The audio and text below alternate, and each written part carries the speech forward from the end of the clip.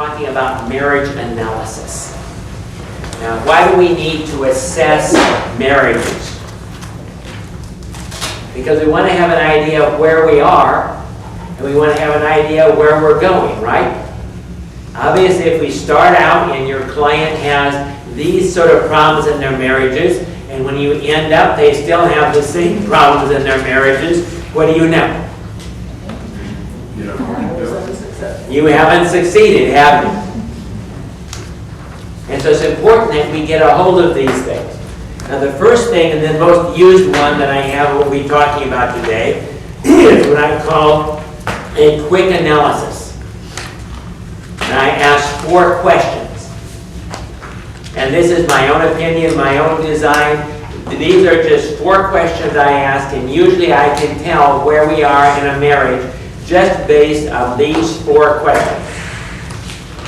The first question is, do you believe that your mate has your best interest in mind? Now, what am I really asking here? How disaffected are they? Yes, and how do you perceive things? See, unfortunately, in marriages, you can have a pretty decent marriage, and if you see it negative, it's going to be all messed up. And you could have a really messed up marriage, and you could see it fairly positive, and it'll probably have a lot better chance of succeeding. So it's how you look at it that is absolutely critical. Now, if somebody has my best interest in mind, what category does that person fit into in life? They're a friend. Friends are people, at least to me, that have my best interest in mind and look out for me, right? What are people that don't have my best interest in mind and are out to get me? Enemies. And so the first thing is, this is the most critical thing. This is a magical line. Because on one side of this line, even if I'm barely on that side, I see you as my friend, I see all your good points, I give you a lot of grace and mercy, you see what I'm saying? But if I'm barely on the other side of this line, what do I have? You're against me. And I'm going to see all your bad points. I'm going to not cooperate with you. And I'm not going to do anything you want. Consider the Cold War. The Soviet Union and America.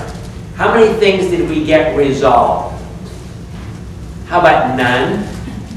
Why? Because both of us believed the other one did not have their best interest in mind, and therefore, anything they did, okay? If the Russians had said, if the Soviets had said, we're going to get rid of all of our nuclear weapons, what would have we said? There's some catch here. I don't know what they're doing. They must have come up with some new super weapon that they're going to get us with, you know what I mean? Or they're trying to get us to disarm so they can attack us, and marriages are like that. If you believe the other person really is against you, no matter how they act, is it ever going to be good enough? It never is. You're never going to resolve things. So do you see how important perceptions are? Like one particular couple that I was counseling, and this lady perceived that her husband really wasn't very competent and really was a pretty dysfunctional guy.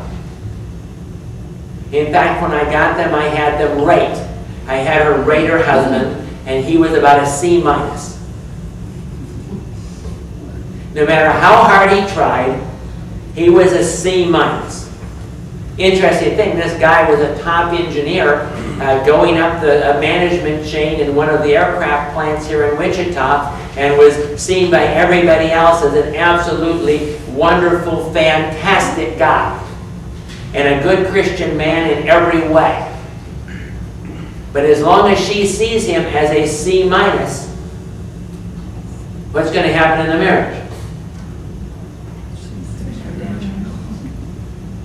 We're going to have problems.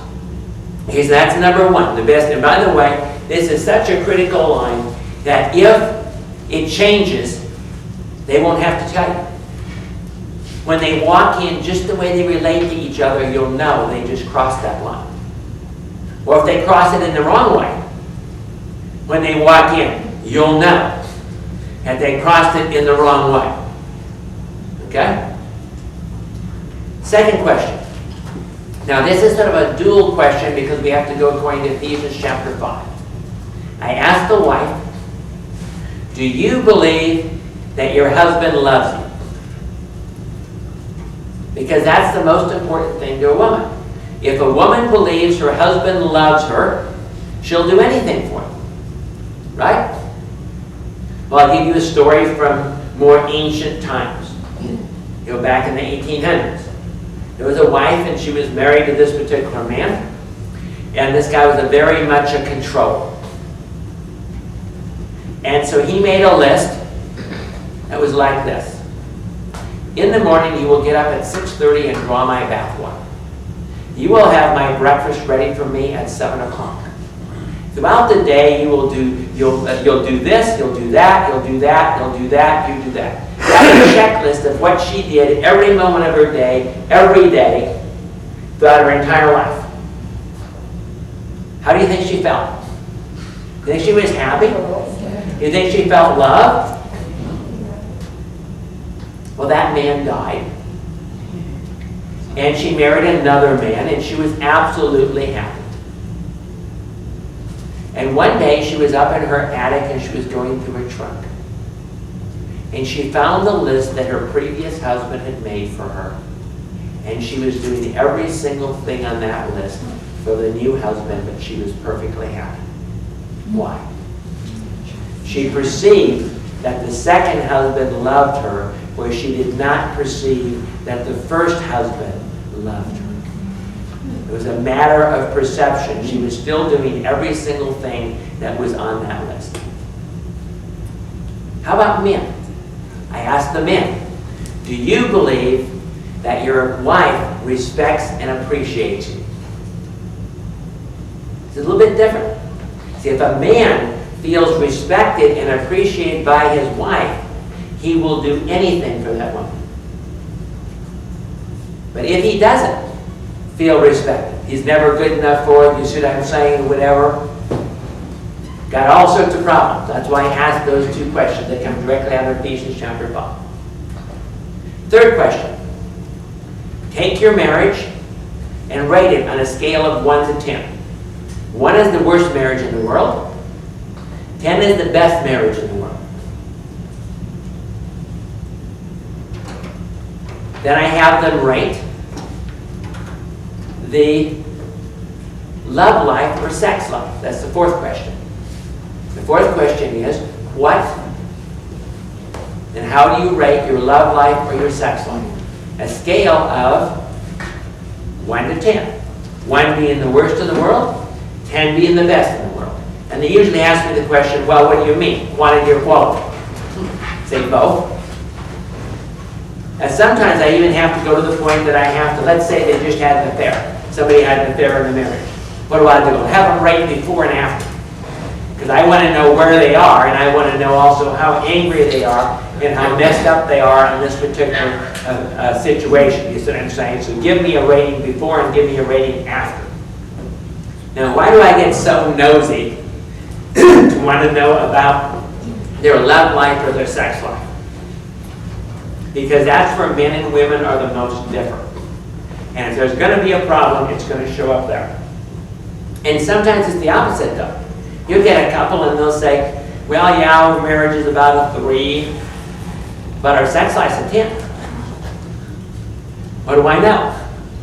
I know we're not having problems over there, but I know I got to concentrate over here. So do you see that method of analysis? Method of looking at things.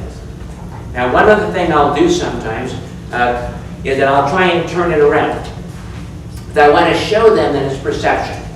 And let's say I go to the wife and I say, and the wife says, oh, by the way, I also allow them to go and give me a percentage if they need to. It's not a, are you loved or not?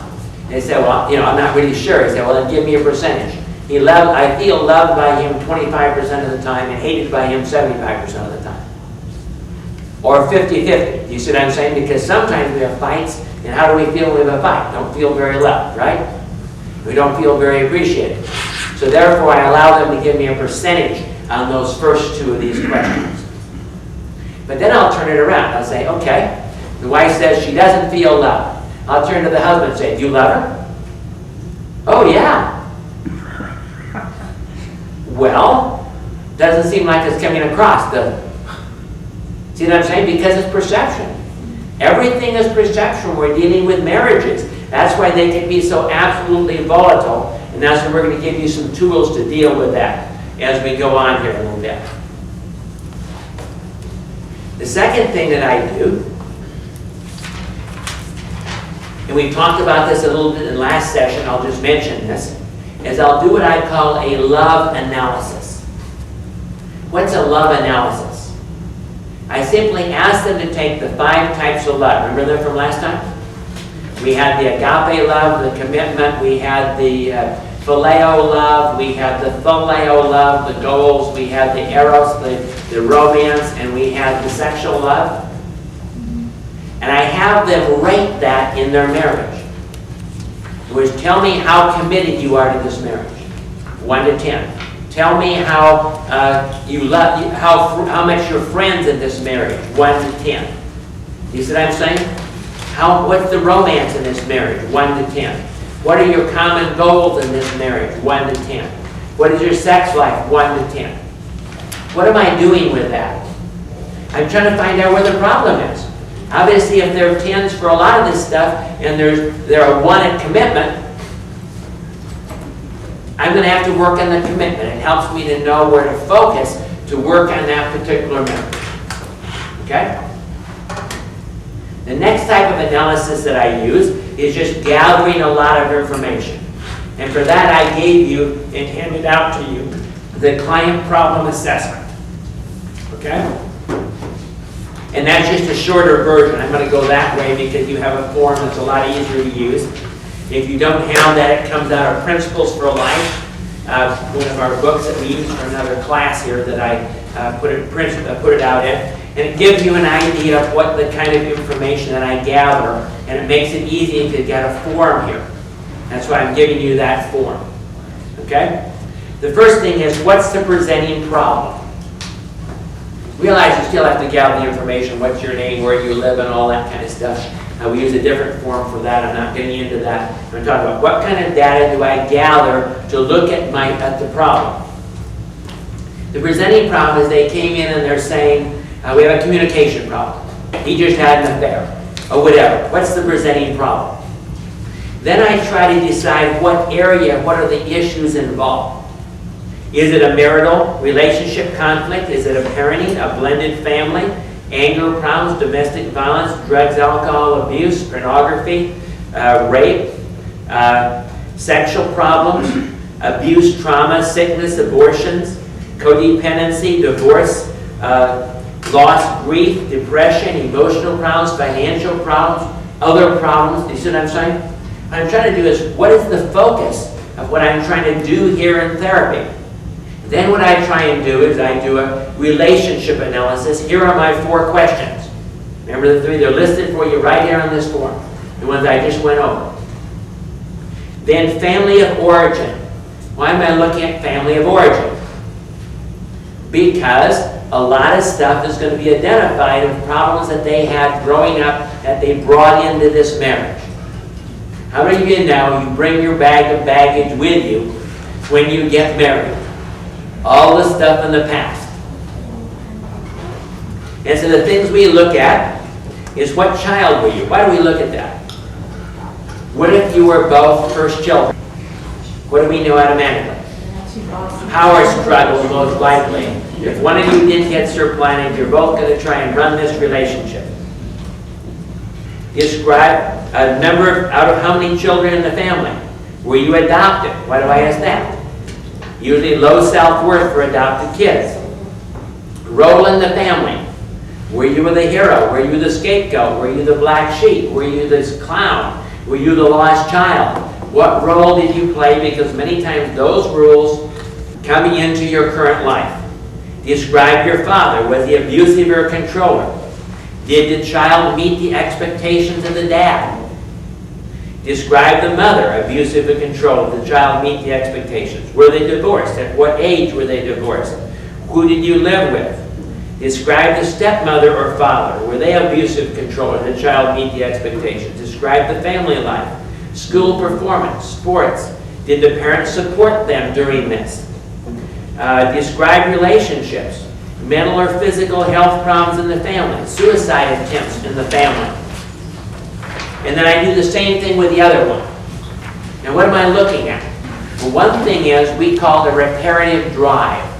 If they had a problem in the family, this is in the back of the same sheet that you had, just turn it over, okay? That it's going to carry on. Reparative drive says this: whatever you didn't get resolved in your family of origin, you are going to pick a mate to reset up that same problem so you can resolve it. You might not believe that, but if you've been a marriage counselor long enough, you're going to believe that.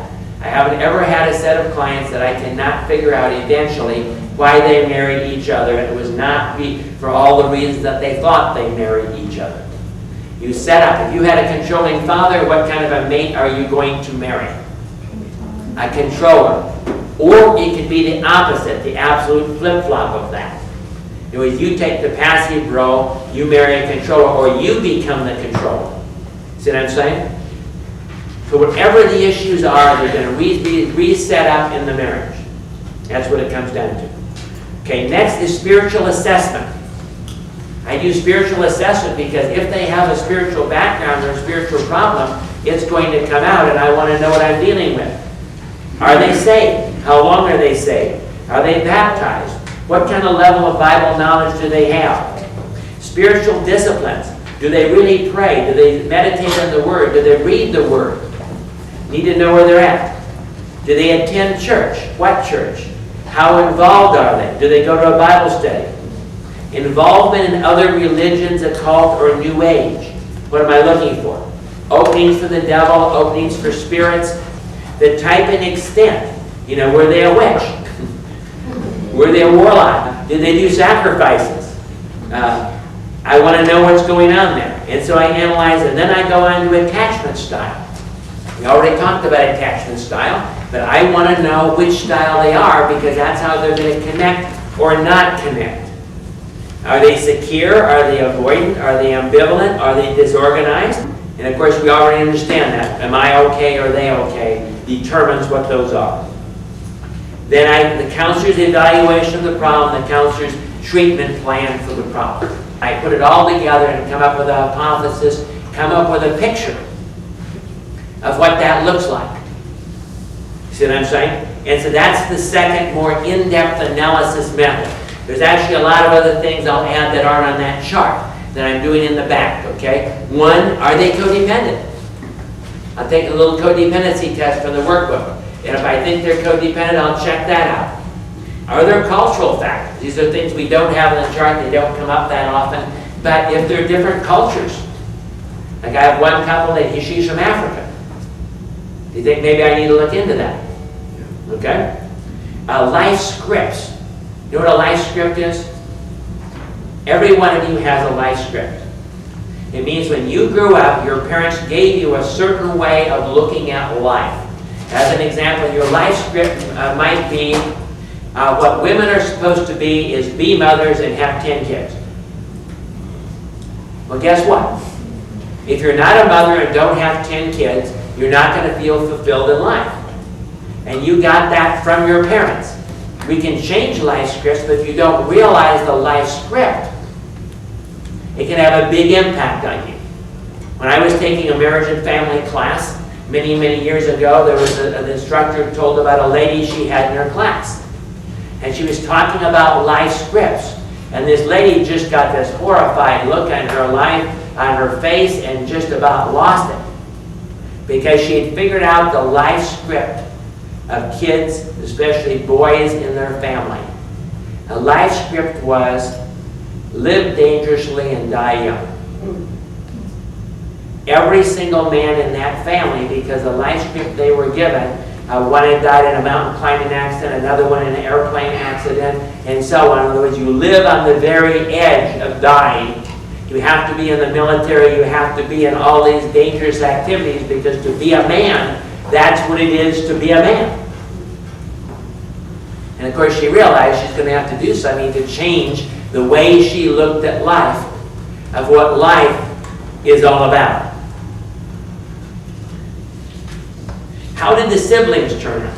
These are some other ideas I'm adding to this form, okay, that you might want to think. Because what?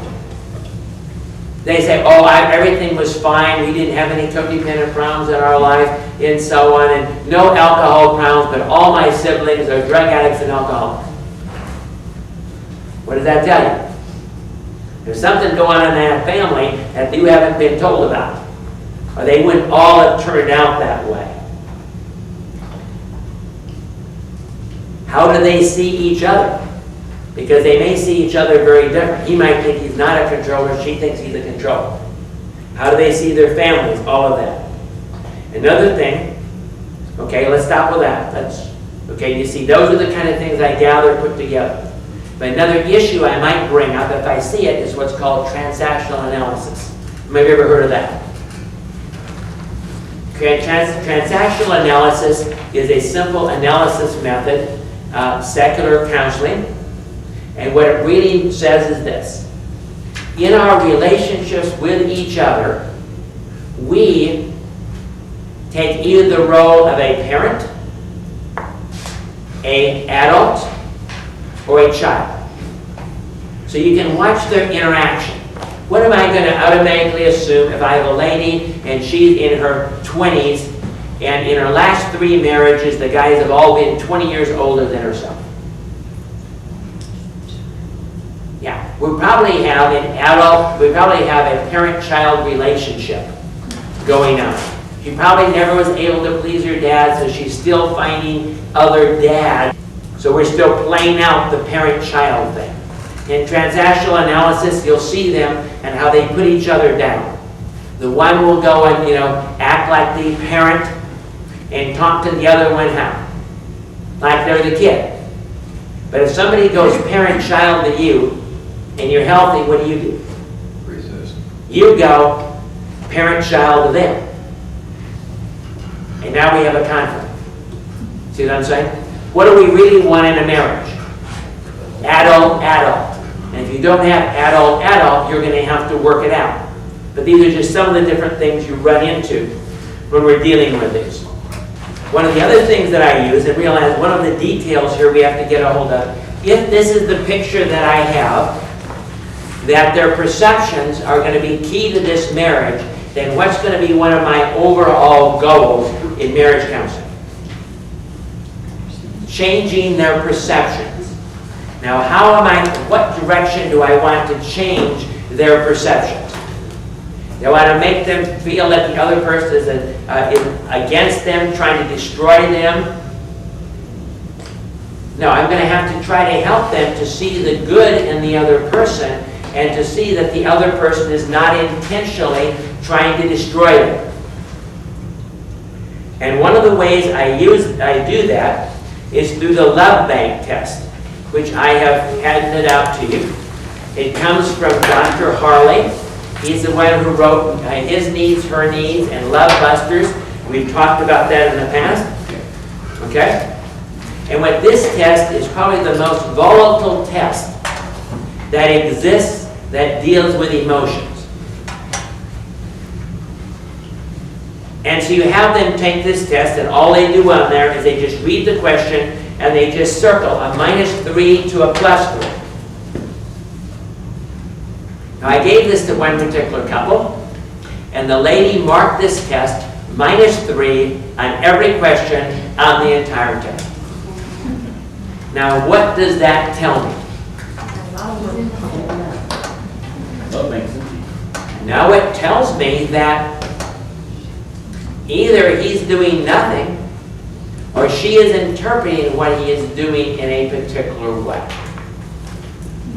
And so I turned to him and I said, okay, what do you do for your wife to make her feel loved? Well, everything. He's bringing her flowers like 3 times a week. He was doing at least 3 times what the average man does. And I'm going, let me ask you a question. I turned to the wife and I said, okay, what does it mean to you if he brings you flowers? That's easy. He's manipulating me to get sex. So every single thing he did in a positive way was interpreted as manipulation to get sex. So guess how many points he was getting? Now everything he did got him negative points. So guess how low his negative love bank account was? Way down there. You see what I'm saying?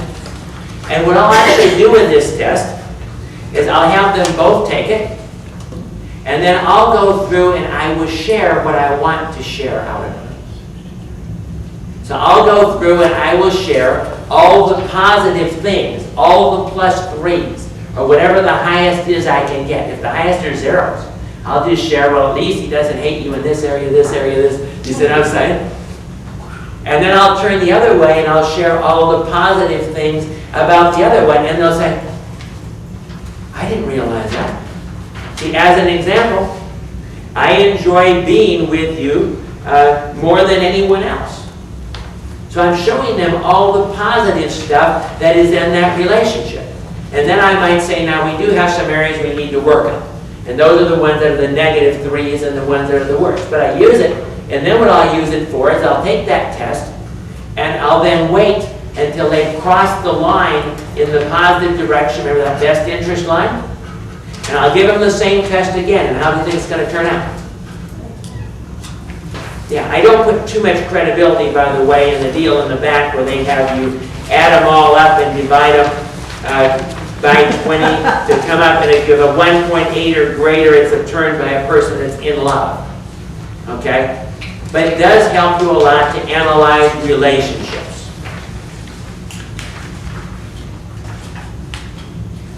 Okay? Now the final thing we're going to do in the way of assessment is we're going to take one of the primary assessment tools, and I'm going to talk you through it. This is what's called Prepare Enrich. Okay? And it's a test that we use here. We probably have, I think, 45 people or 48 or 50 people have taken it at this point. In this church, you can't get married without taking the Prepare Enrich test and us going through it. Now, why do we do this? Because you understand, if you come to me and you got a problem, and I tell you, man, you guys are all screwed up and there's very little chance your marriage is going to work, what are you going to say? That guy hates my guts. We got the wrong marriage counselor. Let's go get ourselves a marriage counselor license. So we need a way that is very objective. And there's no person involved in it, and the answers just come to you, and that's what we use this test for. Because it's a very objective test. In fact, we don't even send in the person's name. It doesn't even appear on there. They just got sent in as a number to Minneapolis, Minnesota, and they put it in the computer, and it chunks out what I've given you here. Okay? And this is the information that you're given, that the computer gives you. This is a sample. This isn't a real person. It's a sample that they give along with Prepare Enrich. And by the way, what I'm giving you here will not be enough training for you to be certified as a Prepare Enrich counselor. You actually have to go to their seminar and get certified for that. Okay, but it's enough training for you to take the information and to know what it means and be able to help somebody with the data. The first thing, you see what they do, it's called background information. And what it does is gives you a lot of information about them, and these are all red flags in some case. Notice religious affiliation here. Catholic and Protestant. Do you think maybe we need to ask some questions about that if we're analyzing their marriage? You also look at yearly income. What if one has a very high yearly income and then have a very low one? How about occupation? How about employment? How about race? Marital status. Another one, is the woman pregnant? What if you get yes on that one? Maybe you need to check into that, right? See, See, the idea of this test is to ask a whole lot of questions, and you have a lot of data to then use to figure out and to analyze and to assess the relationship you're looking at. It gives you birth position, number and family. When will you have children? How are other people looking at your marriage? And then it goes through all the alcohol and abuse questions. So do you see, first you just look at this sheet, you just circle the important stuff of what you're going to deal with and the questions you need to ask more about. Okay? Look in the back of that sheet. The safety paper. It gives you a personality assessment of the people. Now the good thing about this is in the past we had to know something to do this test. Okay? Now the computer just spits out everything to you and writes it out in full sentences. So all you have to do is read the full sentence to find out what the test is saying. See, assertiveness. It says, hi, the male is very good at expressing his thoughts and feelings and is usually able to ask what he wants from his partner. Female, low. The female has difficulty expressing her thoughts and feelings and is seldom able to ask what she wants from her partner. If you get that, what do you know immediately? You got a problem here. You may be dealing with codependency. She's probably a passive. He's probably a controller. So it gives you a lot of information here really fast. Self-confidence. The male has high self-confidence. In this case, the female has moderate or good self-confidence. But all these things tell you where they're at. Avoidance. The male is a moderate in avoidance and he sometimes minimizes issues. The female is high in avoidance and tends to minimize issues. What do you expect is going to happen here? A lot of dead cats under the carpet. Right? Okay? And you need to look for those. So do you see the use for this? It doesn't just have to be for marriage. And by the way, there's Prepare, that's if they've never been married. Prepare MC if they've been married and have kids before and married with children, previously married with children. And Enrich is when the test you give them that has to do with when they're actually married, already married. So you can use any of those. And they actually have some other variants of this that are available also. Partner dominance. The male seldom feels that the partner is dominant and she tries to control him. The female feels her partner is very dominant and he tries to control her. And from the rest of this stuff, you see the high assertiveness, low assertiveness, that all makes sense. Okay? Look at the next page. They've done a lot of research on this. It's been around like 15, 20 years. And they keep improving it and keep adding to it. This is the latest version I'm showing you here that came out in 2000. Okay, their new version that came out in 2000. And they break up from the research 4 different types of couples. There's the vitalized couple, the harmonious couple, the traditional couple, and the conflicted couple. Now they get that from the data. See, if you look down here, we have 1, 2, 3, 4, 5, 6, 7, 8, 9, 10, 11 different areas that they're comparing their comments in. And based on how those numbers come up, they plot those against these different charts. Okay? And from that, they tell you what you have. Here it says this couple is a traditional couple type. This couple has few strengths in internal dynamic, in other words, personality areas, communication, conflict resolution, financial management, and more strengths on traditional issues related to role relationship, child and parenting, family and friends, and spiritual issues. That's the one you see the most, is the traditional couple type. So the majority of couples you see are going to have what? Poor communication, poor conflict resolution, personality problems. That's what it comes down to. Okay? Vitalized are the opposite of that. And you can see how the curve is of what's high. They're pretty much high across the entire area. Conflicted are pretty much low across the entire area. And later on, I'm going to give you some statistics about these different couple types. Okay? Flip to the next page.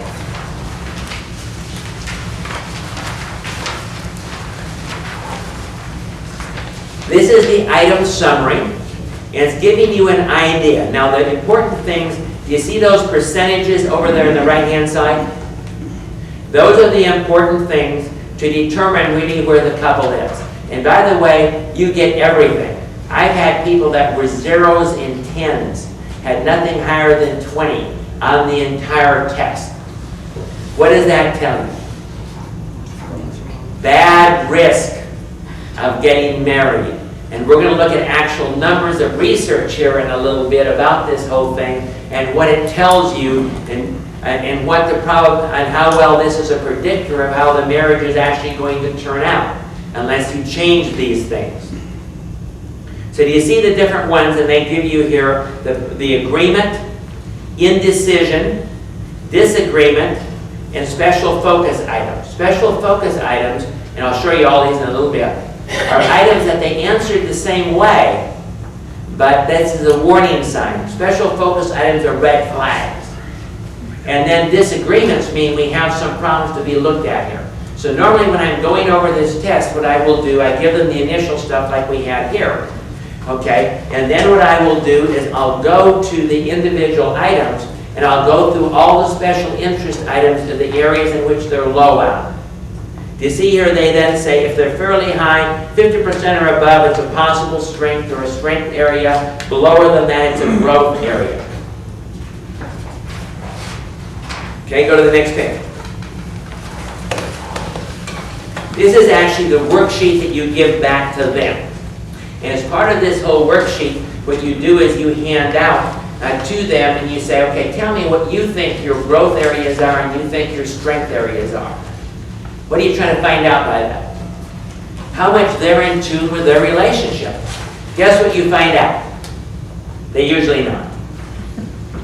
Usually what the test shows and what they think, once you talk it through, they understand it, but generally they have different ideas of what their growths and their strengths are.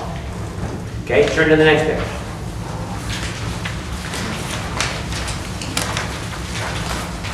This gives you an overall idea. You get this for every single one, and it gives you every single question on the test. Because it does this, you're not allowed to give them all of the test. You just give them the previous sheet I just showed you. Because what? You would compromise the test. And let's say you have a couple that really wants to make their parents think everything's okay, but it really isn't. And so they get their heads together and they get the test questions and they fudge all the test questions to try and fudge the test. So that's why they don't allow you to give them all these, but we keep this in their records. So let's go through the one on personality issues here. By the way, make a comment. Before this one, I didn't give you this one in this outline here. There's one that's called like marital expectations, if it's for marriage or whatever. It talks about how they see things concerning their marriage. This is a real one. What it's talking about is how high is their head in the sky. Let me see what, just a second, back here. Marital expectations is what they call it, okay? What if their marital expectations are, she has an 80% and he has a 70%? What do you know? Their head is so high in the sky, this test might not even be valid. See what I'm saying? In other words, that they're seeing things so rosy that they think they're ignoring all the problems. It tells you how much they're ignoring the problems, of how much they're trying not to see anything. And then what they do for you, notice over here, revised scores on the right-hand side here. They take those marital expectations into account and they revise the scores based on, well, how high they're in the clouds over here. So do you see it can change significantly? Look at this first one. Based on the marital expectations, the couple's overall score was a 40. They say the male's a 24 and the female's a 33. You see, they must have had fairly high expectations, scored pretty high, so they had to lower the scores. You see over the right-hand side there, revised scores they're talking about? So basically they give you that and they try to tell you what the bias, how much they bias this based on what they really want in their marriage. Because how many people do you think, before they get married, think that they're going to have the only perfect marriage on the face of the earth and there are not going to be any problems? There are a lot of them. And so that's why they take this into account. So the way I would then handle this is I'd be looking here, and first I'll go through the special focus items. See the first one? I am sometimes concerned that my partner appears to be unhappy or withdrawn. They both gave 4s, and 4 means that they approve. By the way, on these sheets we go out, they have a list on every sheet that tells you what it means, what the number means. But 5 normally means strongly approve, 4 is approve, undecided, then disapprove, or it's not true at all. Okay? So if they both feel that there's a problem, I am sometimes concerned that my partner appears to be unhappy or withdrawn, what am I going to do? Okay, why are you afraid that your partner is unhappy and withdrawn? What are you seeing here? How are you perceiving things? See, I use every one of these questions to bring up items and learn more about the couple. And I'll actually write on here, after that question, what I learned from them about it. Because what I'm doing is I'm going to generate a whole sheet by the time this is done of what all their problems are in their marriage and what things need to be worked on. Go down to the next S. Sometimes my partner is too stubborn. The male said, strongly agree. The female said, agree. Well, why do you think she's too stubborn? Just had one this last week that I did, and the guy was projecting on the wife all of his own problems. That's why you need to ask questions. Okay?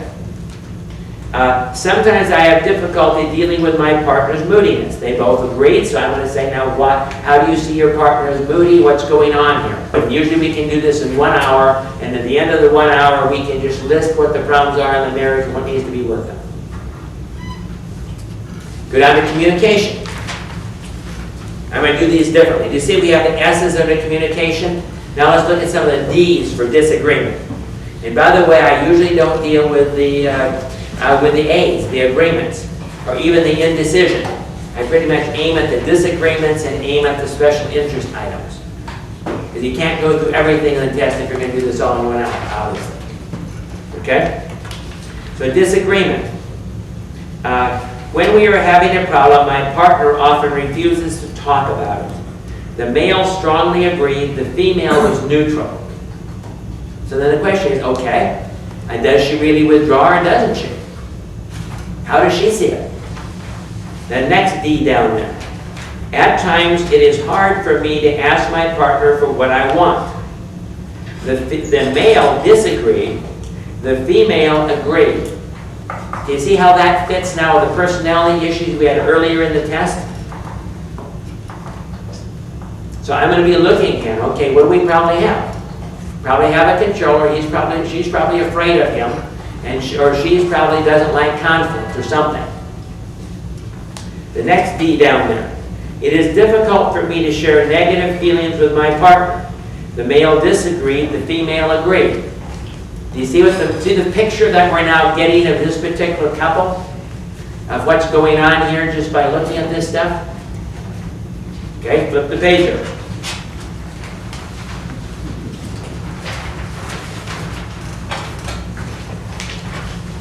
Role relationship. Again, we use these to try and understand what's going on.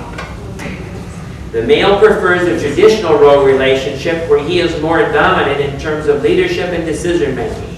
The female prefers a traditional role relationship where the male is more dominant in terms of leadership and decision making. That's not too bad because at least both agree, right? What if those were the opposite? We got something to look into here. We're going to have a power struggle, aren't we? Something's going to happen here. Okay? Let's look at the disagreements again.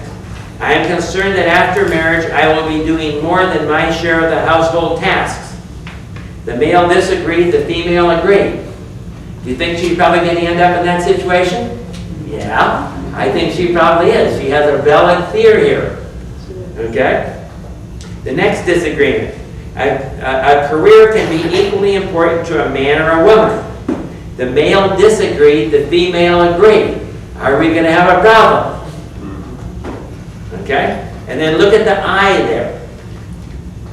Okay? To have an equatorial relationship, we need to negotiate and compromise more. Both of them were neutral. What do you think about that? Do we want that to be neutral? Don't think so. Get the idea. Then spiritual beliefs. Let's look at this one. They had one disagreement.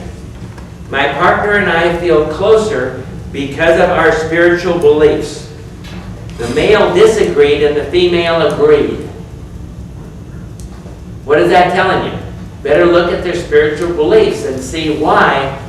See, the male seems to think there's some sort of a conflict here, or at least it's not pulling them closer together, and the female thinks it is. Look at the indecision here, on the eye up there. My spiritual beliefs are an important part of the commitment I have to my partner. The male was neutral and the female agreed. So what is this saying to you about this guy?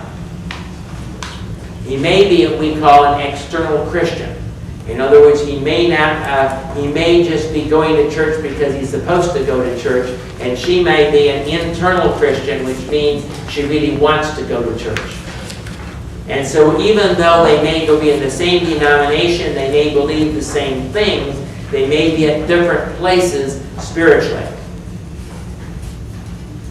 Okay? Flip the page over. This is one of the most interesting things in this entire test. Okay? What they do is they take those last sets of questions and they map them on this couple chart for you. And they map flexibility. What's flexibility? How well you can just roll with the punches in life versus how rigid you are in the way you have to do things. And they map it against closeness. Do I want a close relationship or do I want a distance relationship?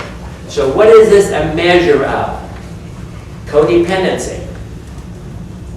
See, what's codependency? I'm either too distant or I'm too close. I'm either too rigid or I'm too flexible. And what they map here for you is not just the current relationship, that's the CR.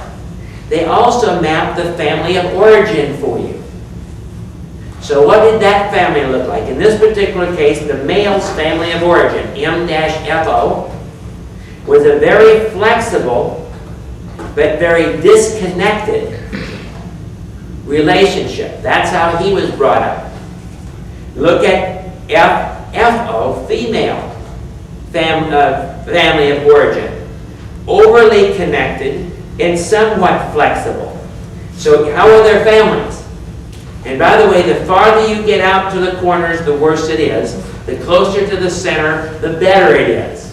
If they're sitting out here in these 4 squares on the outside edge, guess what? They're out in the boonies. Okay?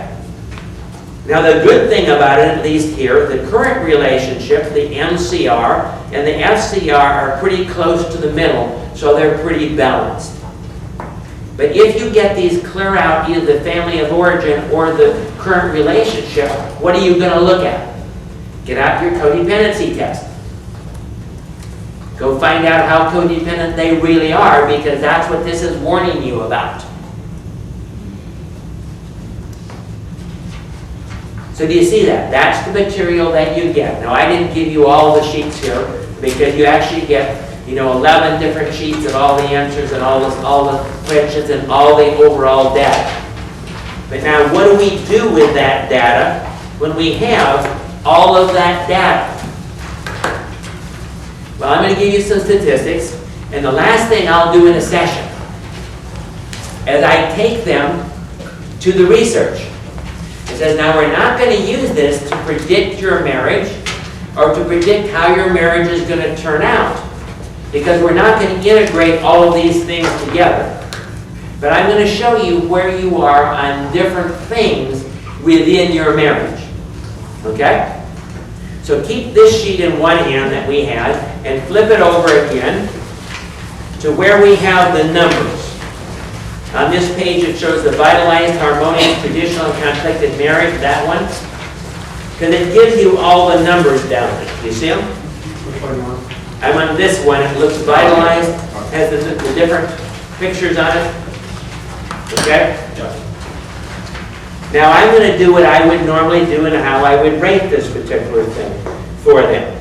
I'd say, now there's research, and what the research shows is this, okay? It shows that the prepare-enrich test is between 80 to 85% predictable of how your marriage will turn out.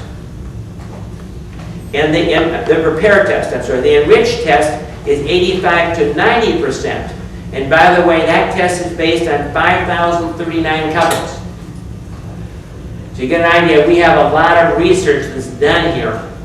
Okay, so what I have here is I have a listing, and it says, as an example, under realistic expectations. Now what they actually say is the ones that are important here are personality issues, communication, conflict resolution, and religious orientation.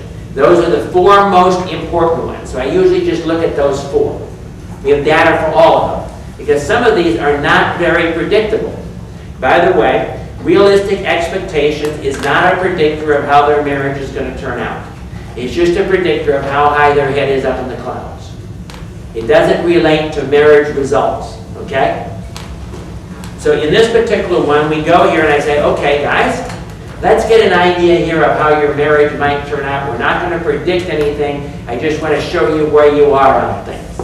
Okay, and I go here and I say, now the first most important one is personality issues. You had a 40%.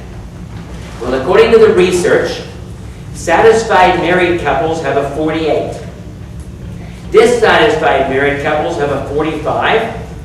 Those that canceled their possibility of marriage had a 38, separated had a 32, and divorced had a 32. So that means you're someplace between dissatisfied, married, and divorced, based on your personality issues. Now let's go to your communication score. You had a 40%. Okay? And on that 40% in communication, satisfied married couples had a 62.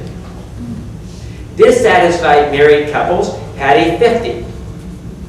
Canceled had a 42, separated had a 41, and divorced had a 41. You're divorced. Well, that means that they didn't even get married. They took this test, and many times people take this test, and once they see how bad their scores are, they realize it's not going to work, and they'll actually cancel the relationship and go on to another relationship. And one lady did two or three marriages that way, 2 or 3 relationships that way, before she got married. Because she just knew this is ridiculous. She had like zeros and 10s and 15s and stuff like that, and almost everything with some of these guys. It was a disaster waiting to happen. And once we went through it, by the way, you don't make friends with this test sometimes. Okay? Was that based on her codependency? Yes, it was. Okay, conflict resolution. They had a 30. Well, satisfied married has a 63, dissatisfied a 47, canceled a 38, separated a 40, and divorced a 36. Should we go on? Religious orientation. They had an 80. Satisfied married is a 58. So therefore, in the spiritual area, they're doing just fine. However, in the rest of your areas, what would you say to this couple that we've just gone through? Fall back and regroup. I think that we probably need to do some additional counseling here. And you need help, particularly in the areas of communication and conflict resolution and personality issues. It's your choice. We're not telling you to get married or not to get married. But you might want to reconsider where things are and decide if you're willing to put the effort in to change this relationship and heal it to the degree that it has a high probability of being successful. But since in all the important areas, you are, except for one, we're showing close to divorced, if not divorced. That means to a 80 to 85% probability, this marriage is probably not going to make it. Unless you're willing to do something about it. Now, I had one couple basically say, well, we're going to get married and we'll come to see you afterwards. They did. And they're still struggling in their marriage to a certain degree, but they're still married. But the point is, we don't make their decisions for them. But you see this as a reality check? See, if you went in here and the counselor read you this, and of course he's figuring out what your problem at the end, I give him a list. Okay, we have these 6 things. And also, I'll even tell them something. You've got an over-under responsible marriage, you have a codependent marriage, you have a whatever I figured out, because I'm taking all this data in the same way, putting the pieces together and determining where they are. But it's now your choice to decide. Now, if they're low enough, our pastors here won't marry until they get enough help. And it's my job to say, okay, let's, I think it's probably going to take 5 or 6 sessions to do this. Hey, I think it'll take years to get this turned around. Well, at least we give them a reality check. See, the problem is without a test like this, where you step. That counselor just doesn't like us. Do you see what I'm saying? But when you explain to them, I had nothing to do with this. This is how you answered the question. This is how you perceive things. Even if things aren't this way, doesn't make any difference.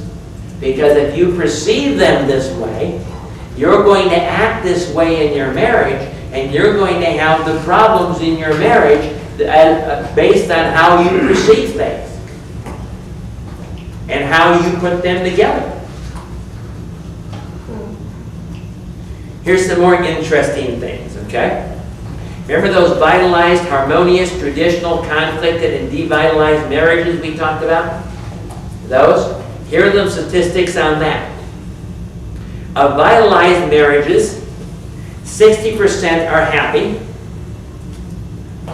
23% are unhappy, and 17% separate or divorce. Of harmonious marriages, 46% are happy, 29% are unhappy, and 24% separate or divorce. Of traditional marriages, 34% are happy, 50% are unhappy, and 24% divorce.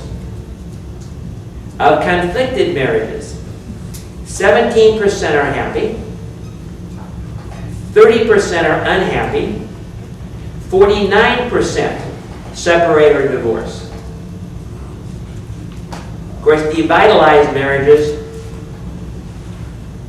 forget it. No, it's so bad that they're probably all going to divorce. Another interesting thing, these same statistics I just read you apply to Afro-American marriages as well as Caucasian marriages. They've done enough research. They haven't gone into all the different cultures yet with this, but that we at least know that those are the same. This test seems to be fairly good, at least over those 2 subcultures. Right. And it's a fairly volatile test because you get a number of these just come in very low. 10s, 20s, 30s. Some of them, a few, come in very high. 70s, 80s, 90s. Majority of them, where do you think they come in? 40s, 50s, and so on. And usually what that means is most people need help with their marriage.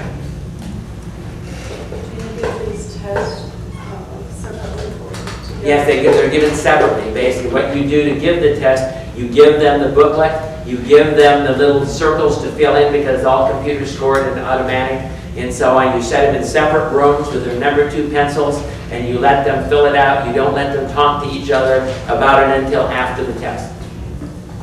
And so therefore, you make sure they're not trying to collude and asking each other and so on and what's going on. So let's put this all together. You see, there's a lot of data out there that you can use to gather the information to understand what you're dealing with in a marriage and what kind of areas need to be dealt with.